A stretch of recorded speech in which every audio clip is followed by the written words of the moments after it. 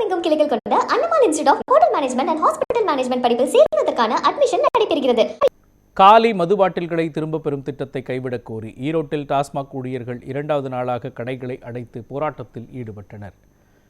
ஈரோடு மாவட்டத்தில் முன்பு 183 டாஸ்மாக் கடைகள் செயல்பட்டு வந்த நிலையில் தற்பொழுது 39 கடைகள் மூடப்பட்டதால் 144 கடைகள் மட்டுமே இயங்கி வருகின்றன. இதனால் மீதமுள்ள கடைகளில் கூட்டம் அதிகரித்துள்ளதாக ஊழியர்கள் தெரிவிக்கின்றனர்.